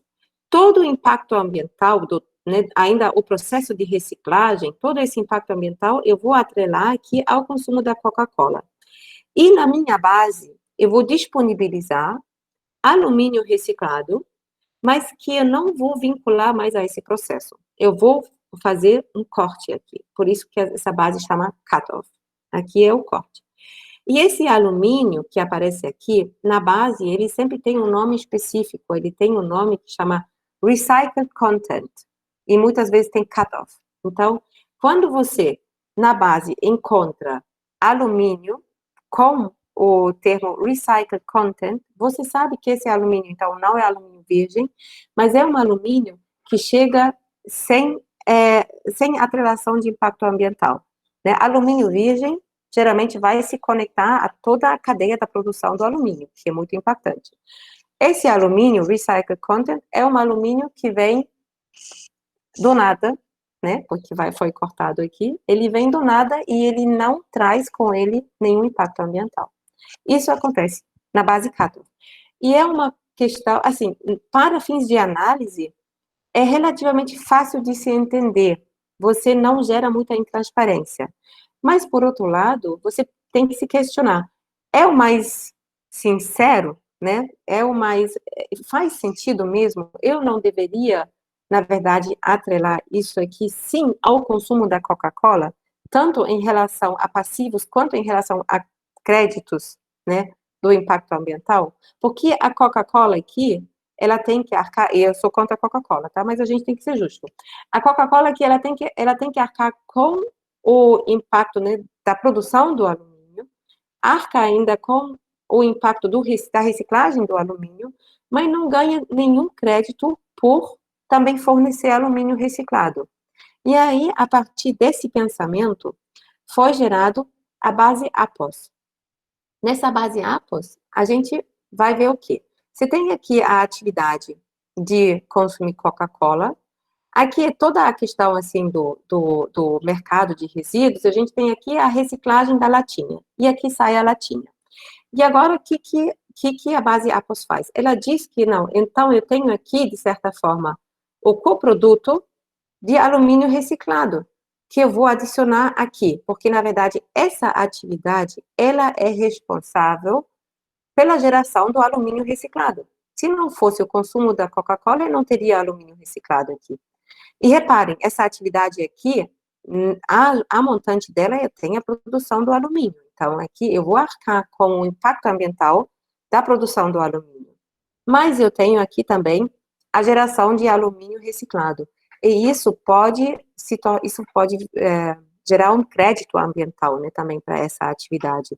Então, eu vou reconhecer o coproduto que é gerado no tratamento de resíduos como um coproduto desse processo. E aqui vai acontecer uma alocação, né, porque a gente não pode ter dois produtos, a gente não pode ter coprodutos. Então, eu tenho que subdividir essa atividade aqui, consumo de Coca-Cola, e vou dividir em dois processos. E aí, agora, vocês vão entender a loucura que acontece na EcoInvent. Então, você vai ter o fluxo alumínio reciclado, e você vai abrir esse processo de alumínio reciclado para entender quais são as entradas, e você vai ver que entradas para a produção de Coca-Cola vão ser entradas para a produção de alumínio reciclado. Faz totalmente sentido. Só que, sem você realmente ter todo esse pensamento por trás, você não vai entender nunca o que a produção de Coca-Cola tem a ver com a produção de alumínio reciclado. E isso é um exemplo, talvez assim, de uma compreensão relativamente fácil, mas tem conexões muito mais complexas ainda entre coprodutos a partir de resíduos e produtos. Então, a base APOS, para interpretação de dados, pode ser muito confusa e pode gerar dificuldades, especialmente para quem não tem muita experiência ainda, assim, nesse mundo de avaliação de ciclo de vida. Por isso que se recomenda, geralmente, para quem começa a trabalhar com a CV, começar a fazer estudos na base cut-off. Então, eu, nas minhas aulas, nos meus exercícios com alunos, geralmente a gente sempre trabalha com a base cut-off. Mas eu acho muito importante entender essas diferenças, né, porque quando vocês começam, especialmente na pós-graduação, trabalhar com esse assunto, vocês têm aí essa escolha de 3 bases, né, qual base vocês vão escolher e por quê. Então, a base APOS, ela tem essa sofisticação, né, de tentar ser mais justo com os produtos e coprodutos do processamento de resíduos. E aí, a gente ainda sobrou uma base, que é a base consequencial. E a base consequencial, ela é pensado para estudos, assim, que olham um horizonte muito amplo. Estudos em que você pensa em que você tenta tomar uma decisão, eu quero produto A ou eu quero produto B. E essa escolha vai ter um impacto tão grande sobre todo o sistema de produção que nós vamos levar consequências para o sistema de produção. O que seria isso? Quando o governo quer decidir se investe fortemente na produção de biodiesel, assim, eu quero saber o que acontece no meu sistema se eu aumentar a produção, a contribuição do biodiesel no meu mercado de diesel em 20% ou em 30%. Porque se isso acontecer, eu vou ter consequências, tanto em toda a produção de biodiesel, né, que quando você tem um aumento tão forte, você vai introduzir novas tecnologias, novos cultivos, então o seu mix de produção vai se alterar, e você vai também levar consequências para toda a produção do diesel, né, todo o seu parque de refinaria ou a importação do diesel, porque você vai reduzir drasticamente a demanda do diesel. Então, isso seria um estudo consequencial. Você vai pensar o que acontece na geração de novos produtos e também de novos coprodutos. E um ponto que é importante, nessa base consequencial, quando a gente tem, então, a produção de 2 produtos, a gente não faz mais alocação. A gente sempre pensa na lógica que, se eu tiver agora esse produto numa escala tão grande, ele vai substituir, na verdade, uma outra produção. Porque, para quase todos os produtos que nós temos, assim, no mercado, a gente tem diferentes possibilidades de produzir esse produto. Você pode produzir esse produto B também a partir de uma outra atividade. Então, o que você vai sempre dizer aqui? Quando eu tenho aqui a produção de um coproduto, eu gero automaticamente um crédito, e esse crédito você vê a partir do sinal negativo aqui, você automaticamente vai gerar um crédito que vai te aliviar de produzir produto B a partir de algum outro processo. Isso acontece sempre na base consequencial. A gente não faz mais alocação, mas a gente sempre vai tratar esse coproduto como crédito. E isso acontece, né, a lógica de modelagem é você colocar esse coproduto, do lado como uma entrada negativa. A entrada negativa, ela, nas operações de cálculo, vai gerar esse crédito de produção, vai mostrar que, então, eu não vou mais precisar produzir esse produto B em algum outro processo que também, ou principalmente, produz o produto B. Isso é que a base consequencial faz. Então, a gente aqui não trabalha com alocação, mas com a ideia, o termo que se usa é a substituição. E um ponto interessante também, nessas duas bases, uma diferença interessante, é o seguinte, geralmente, essa conexão entre os diferentes processos acontece a partir de um mix de mercado, que se chama, muitas vezes, vamos chamar assim de mix de mercado, que eu acho que aí é o entendimento mais fácil. O que isso quer dizer? Vamos supor, por exemplo, eu quero aqui para o meu processo energia elétrica. Energia elétrica eu posso produzir a partir de várias tecnologias, né? Então, para um processo localizado ao Brasil, eu geralmente puxo o mix de energia elétrica brasileira. A matriz elétrica brasileira tem várias hidrelétricas, as mais antigas, as mais novas, pequenas, grandes. Eu tenho térmicas a carvão antiguíssimas, eu tenho muitas térmicas a gás, assim, você tem aí seu mix. Quando isso na base cutoff, na base apples, a gente sempre trabalha com esse mix de mercado, entendendo que esses processos que eu modelo aqui não vão levar a uma alteração aqui. A minha demanda não é tão grande que ela vai fazer com que a gente realmente aumente a matriz elétrica brasileira. A base apples, ela tem essa lógica, né, que o que eu estudo aqui realmente vai trazer algum impacto sobre o meu sistema. E aí, quando isso acontece, por exemplo, eu tenho aqui um empreendimento tão grande que ele pode afetar o mix de produção de energia elétrica. Claro que a gente está aqui num exemplo difícil de acontecer assim na vida real, mas para fins de exemplo é de fácil entendimento. Então, se a gente precisar agora aqui de um novo empreendimento de energia elétrica, não faz mais sentido pensar no mix que a gente tem no mercado. Por quê? Nesse mix, tem umas térmicas a carvão de 1950, de uma tecnologia super antiquada que hoje jamais ninguém ia instalar, né? Então, aqui você pensa quais são as tecnologias que atualmente são relevantes.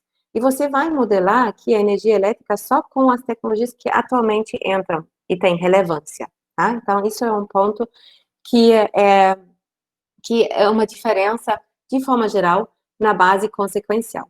Agora, vocês percebem que os estudos, assim, né, mais convencionais, que a gente mais vê, né, o estudo da fralda, quando a gente estuda, faz esses estudos comparativos entre, por exemplo, o que é melhor para um tipo de embalagem, ou o que é melhor, um canudo de aço ou um canudo de bambu, geralmente não são estudos consequenciais. Então, é muito mais comum trabalhar com essas bases aqui, que são cutoff apples, do que com a base consequencial. Então, agora, espero que vocês conseguiram mais ou menos absorver essa diferença e quando escolher qual base dentro do mundo EcoInvent. E agora, eu sei que já estamos assim no fim do tempo, para liberar vocês, só mais um comentário sobre a questão da estrutura de modelagem. Quando a gente faz a modelagem de ciclo de vida, inicialmente, parece muito lógico a gente andar por um caminho cronológico. A gente olha, aqui eu tenho, por exemplo, a fase de pesquisa e desenvolvimento. Pode fazer parte ainda do ciclo de vida de um produto, né? Eu tenho aqui a fase de produção, eu tenho uma fase de uso, eu tenho uma fase fim de vida. Mas, por outro lado, quando você tenta modelar dessa forma, vocês vão perceber que, ao longo da modelagem, vocês vão ficar em dúvidas, assim, como realmente juntar todos os processos. Porque imagina só, aqui a gente tem a fase de produção. A fase de produção é muito difícil você colocar tudo dentro de um processo, né? A fase de produção já, por si só, já é um pequeno sistema de produto. Então, pensar em fazer uma modelagem linear, que no início, quem começa a trabalhar com avaliação de ciclo de vida, eu acho que tem muito esse ímpeto de tentar fazer uma modelagem linear e pensar cronologicamente. A gente até poderia começar, né, a fase de extração, depois a produção dos materiais, matérias-primas, depois manufatura, depois uso e sempre fim de vida no final. Eu quero convidar vocês, né, logo no início já, de tentar abrir um pouco a mente e sair desse pensamento cronológico, porque ele não é o mais, até para fins, assim, de análise, às vezes depois dos impactos ambientais, não necessariamente é o mais intuitivo, é o mais simples. Quando você vê, assim, é muito mais comum, né, depois de um tempo, ver estudos, como foram modelados, muito mais comum ver uma estrutura que não é exatamente cronológica, mas que coloca no centro o seu processo de referência, né? E esse processo de referência é o processo que produz o produto final. E aí a gente tem ali, então, diferentes fases. Pode ser a fase de desenvolvimento, a fase da produção de matéria-prima, fase de produção, uso e fim de vida. Fim de vida, muitas vezes, também é modelado assim como uma entrada, num entendimento que o tratamento de resíduo é um serviço que precisa ser prestado também. Então, é bastante comum ver uma modelagem não cronológica, mas que meio que agrega as diferentes fases e coloca tudo assim, deixa tudo fluir para o processo central, que é o seu produto de referência. Numa lógica de modelagem, pode ser mais fácil e, especialmente para a análise, traz vantagens, assim, de você depois poder ver melhor cada parte por si, e não necessariamente uma parte dependendo da outra. Então, isso foi o último ponto que ainda queria apresentar para vocês, que acho que para o OpenLCA são os pontos, assim, mais, até talvez mais difíceis. Eu tentei juntar aqui nesse mini curso as questões, né, que surgem quando você começa a trabalhar. Sim, eu juntei um pouco aqui os temas numa ideia, um aluno de mestrado que quer agora começar a trabalhar com ACV para dissertação no OpenLCA. O que ele precisa saber? Tá? Então, nesse sentido, eu sei que foi muito e que foi difícil, muito material. Eu espero, assim, que vocês, com esses slides e com as gravações, tenham aí uma base boa para sentar mesmo, botar a mão na massa e conseguir, assim, né, arcar com várias questões que não se resolvem tão facilmente. Eu deixei aqui, tem meu contato, quem quiser saber mais, sei lá, precisar uma dica, precisar alguma ajuda, entre em contato comigo. A gente dá aula de ACV na pós-graduação, no PEA, na Escola de Química, também na graduação, eu vi que também tem alunos de graduação aqui, estão todos convidados, espero que a gente consiga promover bastante esse assunto tão importante. Então, obrigada pela atenção, e agora eu tenho tempo para perguntas, quem ainda tiver tempo aqui, quiser resolver questões, eu sei que a gente tinha algumas questões ao longo da aula, a gente pode atacar agora. Não sei se os que perguntaram ainda estão aqui, vocês querem se manifestar? Professora, obrigada pela aula, foi maravilhosa. Eu estava com dúvida em relação a definir essa quantidade de produto que eu quero avaliar, porque, por exemplo, a senhora comentou sobre o etanol. Se eu tivesse que avaliar um processo que produz 1.000 litros de etanol, como é que eu defino essa quantidade? Como é que eu faço esse recorte no programa? Sim, é uma ótima pergunta. No programa, deixa eu mostrar isso aqui para vocês. A gente tem, eu estou aqui exatamente na produção de etanol, você está vendo a tela, né? Aqui. E Sim. aqui nós temos o target amount, como chama isso aqui, né? A minha quantidade avisada. Está aqui como 1 quilograma. Eu não posso alterar aqui a massa, porque isso aqui está fixo. O etanol, a gente mede ele em massa, não em litros. Mas eu posso aqui alterar a quantidade. Eu posso, então, fazer o cálculo não para 1 quilograma, mas para 1.000 quilogramas. Ou, na verdade, você tem que ver com a densidade exatamente, né, quantos quilogramas seriam esses 1.000 ou 10.000 litros. E aí você coloca aqui exatamente essa quantidade que você quer, antes de clicar em calcular. E aí ele vai calcular tudo exatamente para essa quantidade. Respondeu? Perfeito, obrigada. Ótimo. Muito bom quando as perguntas são fáceis de responder.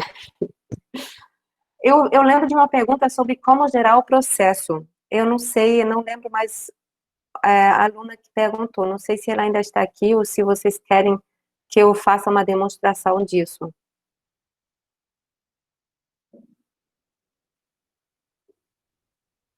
Pelo jeito já saiu, né?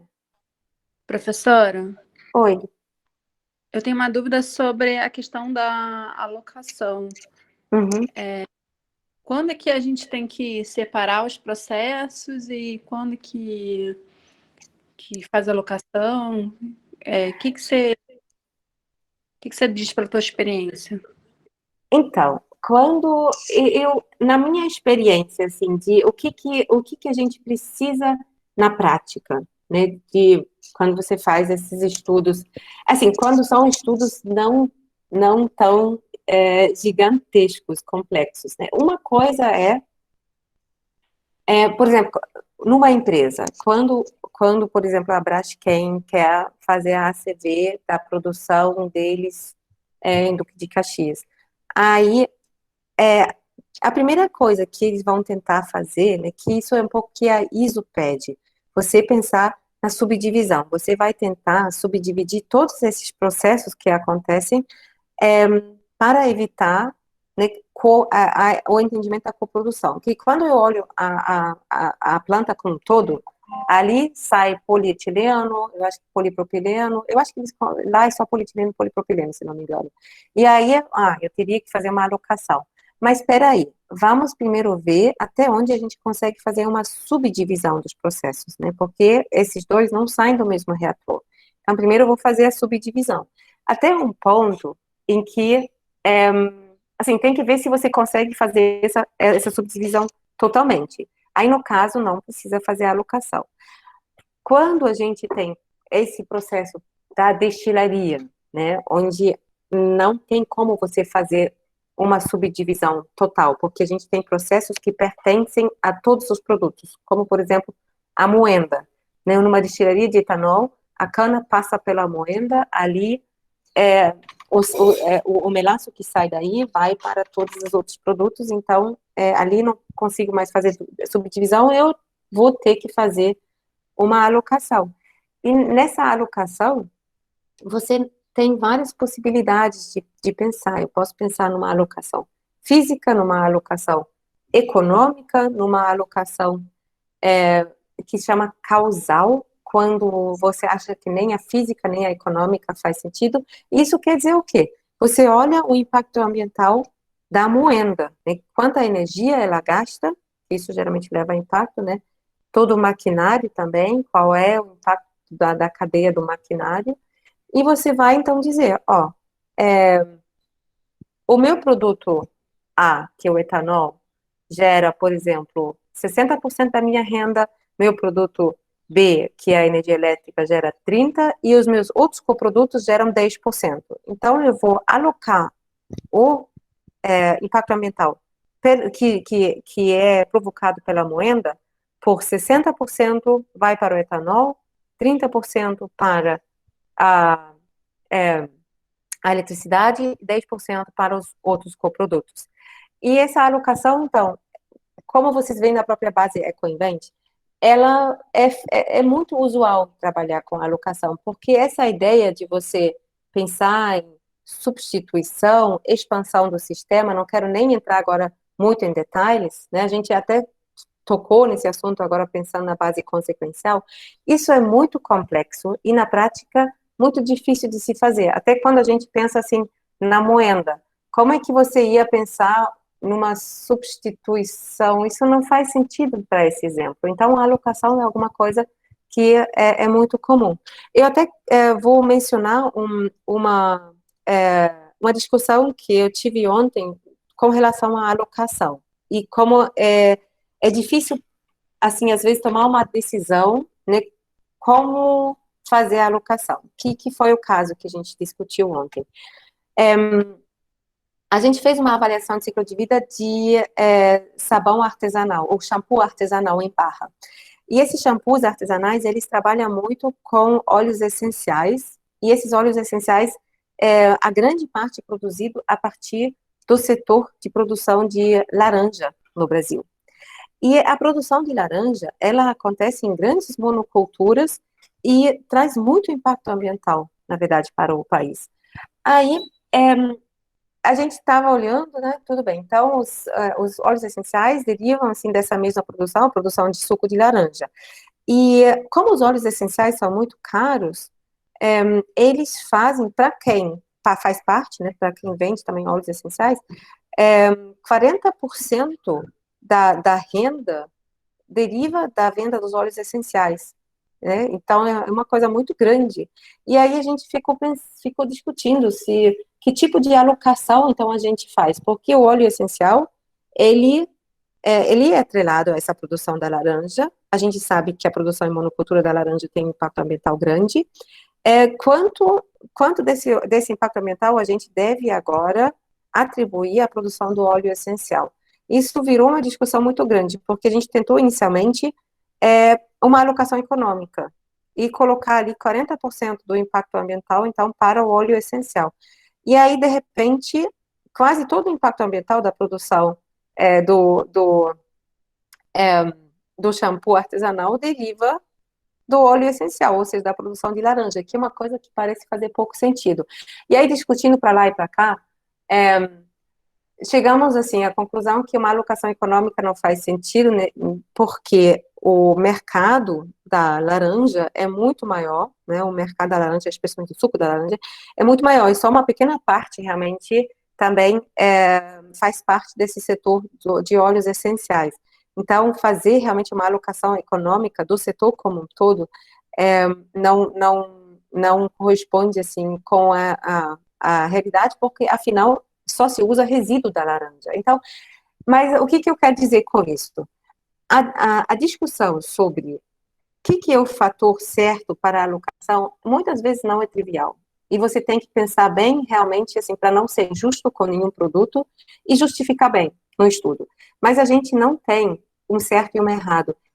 Tanto que a ISO, ela não fala você deve utilizar uma alocação física, uma alocação econômica, nem fala quando você deve usar a alocação, porque a ISO fala de forma geral, a alocação deve ser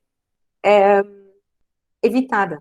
Mas na prática não tem como evitar a alocação. Então, ela na prática é muito comum e não conheço estudo que consiga fugir de um pensamento de alocação.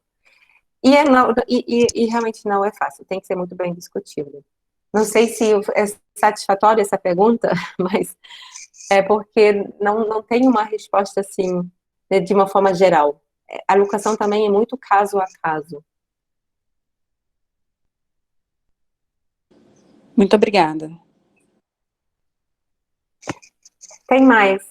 Temos mais coisas. Eu também lembro de uma pergunta sobre o recipe, também não sei se a aluna que perguntou ainda está aqui, se ainda querem discutir, me dizem aqui. Suzane, Oi. a Michele que perguntou, que falou que não entendeu como proceder se o produto não estiver na base de dados. Não sei se ela ainda está aqui. Acho que foi essa pergunta que você tinha comentado.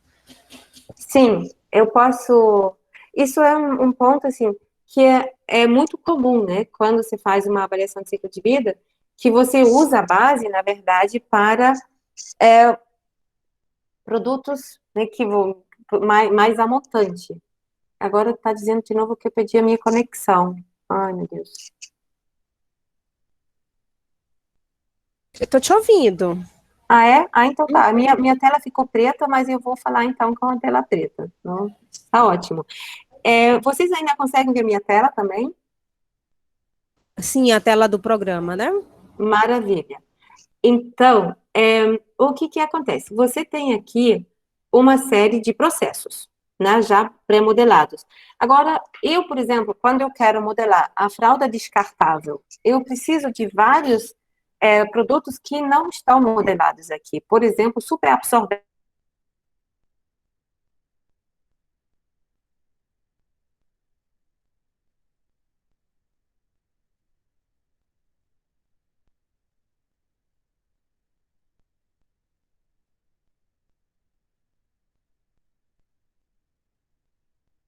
Eu deixei de ouvir a Suzane. Não sei se é a minha conexão ou ela caiu.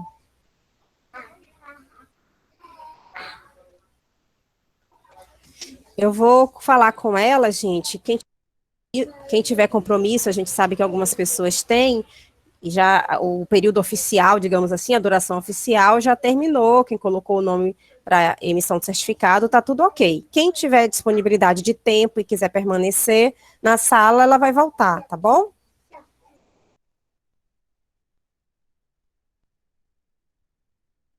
Pode ser que ela tenha desligado o microfone, alguma coisa assim. Vou falar com ela.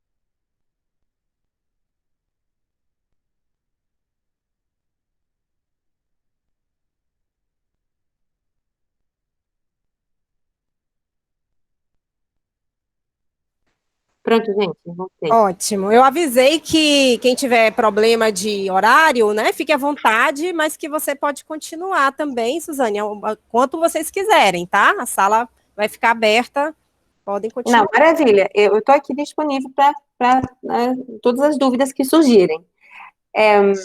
Eu vou colocar aqui, vou terminar aqui essa questão, assim, só para vocês verem como gerar um processo, e que realmente é uma parte bem básica, mas eu nem foquei nisso na aula, porque isso eu acho que não gera muita dúvida, né? O que eu fiz até agora? Não, eu tenho que compartilhar minha tela de novo, né? Vamos lá, tela inteira. Pronto.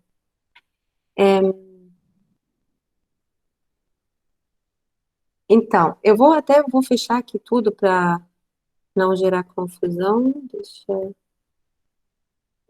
Tá tudo fechado. Agora, eu quero fazer um novo processo, meu próprio processo. Eu vou aqui em cima dos processos, clico do lado direito e peço para fazer um novo processo. Esse novo processo eu tenho que dar um nome, novo processo. Esse novo processo, muitas vezes, ele vai ter um fluxo que ainda não existe, né? Porque eu quero justamente, por exemplo, o superabsorvente. Vamos pegar o exemplo. Eu quero produzir superabsorvente. Produção de superabsorvente. O que vai sair daqui é um superabsorvente. E ele ainda não existe nos fluxos aqui. O programa ainda não conhece superabsorvente. Então, eu preciso falar para o programa que eu quero criar um novo fluxo. Esse fluxo vai chamar superabsorvente. E eu vou medir o superabsorvente mesmo em massa. Aqui eu tenho que definir que tipo de unidade física eu quero utilizar. Na verdade, assim, eu tenho também, assim, eu poderia também, eu acho que, medir em unidades econômicas. Tem todas, assim, uma série de possibilidades aqui já dados pelo programa. Tudo isso o programa conhece. Então, eu digo massa. E vou finalizar. E agora eu tenho aqui um processo que eu mesmo tenho que preencher. Posso aqui fazer uma descrição, assim, produção de superabsorvente nas condições dadas no Brasil, ano 2020. São essas metadatas, para ter uma ideia. Eu posso indicar aqui a localização, né? Se eu fizer isso para o Brasil, a gente tem uma produção de superabsorventes no Brasil, eu posso escolher aqui para ele saber que é uma produção nacional. Isso, vocês lembram, né? A gente, para a avaliação do impacto ambiental, posso até dizer aqui o estado, mas não sei em que estado que é. Para a avaliação do impacto ambiental, pode ser interessante para ver onde, né, em qual região geográfica o impacto ambiental é gerado. A tela não está sendo compartilhada, isso é estranho, porque eu compartilhei aqui. Ninguém está vendo a minha tela? Eu tô vendo Eu sim. estou. Então tá bom. Oliver, não sei como posso ajudar, mas eu vou continuar aqui. E agora, assim, o ponto mais, né, onde realmente a gente tem que atuar é na aba, aqui embaixo são as diferentes abas, eu estou aqui com a seta, eu não sei se vocês conseguem ver, mas aqui eu tenho a aba Input Output, e aqui eu vou agora começar a listar o que eu preciso para a produção superabsorvente, já está aqui. Então, e aí agora começa, né, a parte da pesquisa, que vocês vão, né, ou na sua própria planta, que é sempre o melhor, você levantar dados primários, ou então fazer essa pesquisa a partir da literatura, que, assim, nós, no âmbito acadêmico, é muito mais comum, né, os estudos que eu consigo fazer, geralmente, são estudos em que eu, né, uso a base ecoembed, uso a literatura, porque na literatura, por exemplo, o exemplo do superabsorvente, a gente pegou dados da literatura, avaliação de ciclo de vida, que já foi feito em cima de superabsorventes, e começou a modelar conforme os dados que a gente conseguiu na literatura aqui. Você vai clicar aqui, clicando aqui 2 vezes, você consegue puxar aqui fluxos que já existem, né, dentro da base. Se eu precisar, para a minha produção de superabsorvente, algum fluxo que ainda não existe, então eu vou ter que fazer outro processo também para esse fluxo. No nosso caso, isso foi o caso que a gente também tinha que modelar mais uns 2, 3 ingredientes, assim, para o superabsorvente, para poder finalizar aqui essa modelagem. Mas essa parte aqui, ela, assim, fazer processos é uma coisa relativamente tranquila, né? Sempre lembrando depois pensar aqui, preencher quem são os fornecedores, os providers aqui.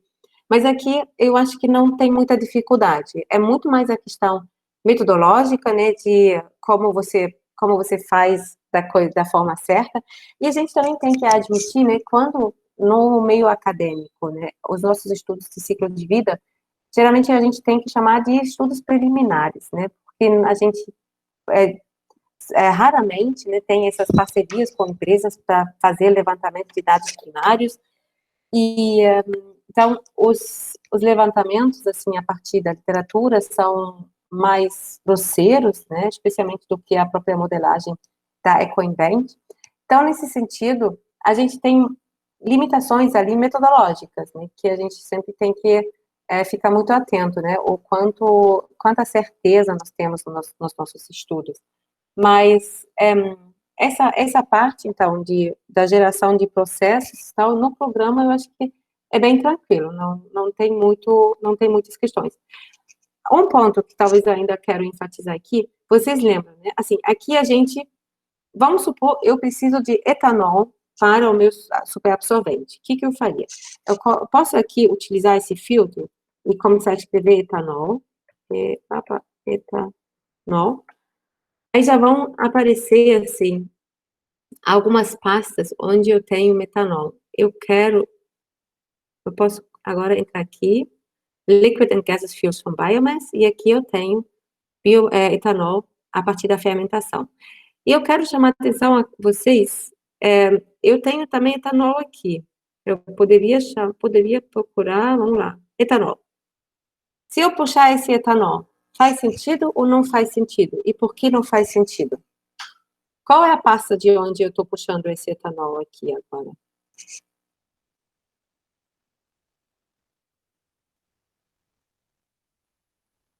Vocês estão vendo que a gente está aqui nos fluxos elementares.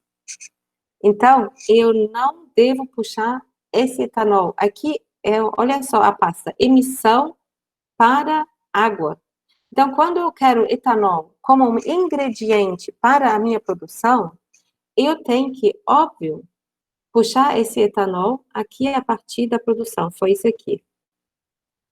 Qualquer etanol que eu uso aqui no Brasil vai vir da produção do nosso setor sucroalcooleiro. Então, como é um produto químico, eu vou precisar do etanol mais limpo, né? Esses 99,7%, eu posso puxar esse etanol aqui. Talvez tenha aqui o etanol ainda mais purificado aqui. Não, etanol do etileno. Então, você, né, ponto interessante, né, olha todas as possibilidades que a gente tem com relação à produção de etanol e escolhe qual é, então, o fluxo mais sensato. E nunca, quando você está na área de produção, puxa os fluxos elementares, tá? Ponto muito importante. Eu quero enfatizar isso tanto porque, pelo que eu lembro, o CIMAPRO nem te permite fazer isso. E o OpenECA, ele permite. O OpenECA, ele exige do usuário que ele tenha uma noção boa de avaliação de ciclo de vida, senão você pode fazer erros que, né, levam o seu estudo à falência. Tá bom? Temos mais perguntas? Mais algumas? Ou talvez algumas coisas que vocês gostariam que eu mostrasse ainda? Seleção estudantil do EcoInvent. Estou prestes a iniciar um projeto de ACV, mas a instituição de ensino só tem licença de uma versão menos recente. Seria válido solicitar uma versão estudantil? Não, a versão estudantil, ela é completa. Oliver, você pode pedir, assim, especialmente assim, pelo site do OpenECA, isso foi sempre muito rápido. Todo ano eu peço minha atualização, eu recebo. Pelo que eu vejo, a versão, assim, eu sempre só trabalhei com a versão estudantil, mas por tudo que eu entendi, é a mesma versão. É porque essa versão estudantil, ela não sei como que é na Europa e nos Estados Unidos, mas fins acadêmicos em países em desenvolvimento têm esse acesso especial. Isso é para promover cada vez mais no CIMAPRO eu não sei como que é. Desculpa, aqui eu vi, seria para usar no CIMAPRO. No CIMAPRO eu não sei, No CIMAPRO pode ser que a versão estudantil é mais limitada, porque o CIMAPRO já tem outro tipo de convênio com a EcoInvent do que o pessoal do Open EDCA. Então, mas aí incentivo a migrar para o Open EDCA, que eu acho muito bom no âmbito acadêmico. Acho sempre interessante a gente usar o Open EDCA justamente pela flexibilidade que ele dá, que ele te dá mais, você consegue manipular muito mais seus dados do que no CIMAPRO. Mas o CIMAPRO realmente eu não sei. Mais alguém?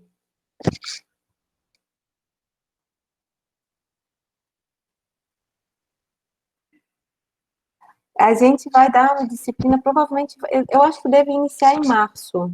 Assim, agora não, mas ao longo do próximo ano a gente certamente vai dar. Eu estou junto com a professora Ellen, e a gente ainda não falou sobre o nosso calendário, mas nós vamos, ao longo do próximo ano, nós vamos dar aula na pós de ACV, em que eu foco muito no uso do OpenDCA.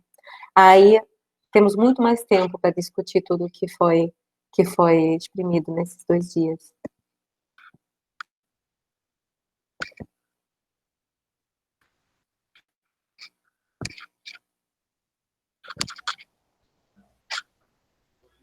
Bom, Foi Suzane, tudo? eu Foi. acho que as perguntas, olha, eu acho que você vai ter muitos alunos aí nessa turma, já estão perguntando se vai ser aberta para alunos de fora da UFRJ. Se prepare para bombar. É muito bom. Adoro dar essa aula. Ela é sempre muito animada. Bom, então, acho que a gente fechou, né? Fechamos minha parte. Vocês ainda vão ter 2 aulas muito legais pela frente. Eu vou tentar acompanhar. Não tenho certeza, porque tenho TCC para acompanhar também. Mas eu quero agradecer muito a atenção e a Ellen, a Escola Piloto, pelo convite, que é um grande prazer poder participar aqui desse projeto e participar desse curso.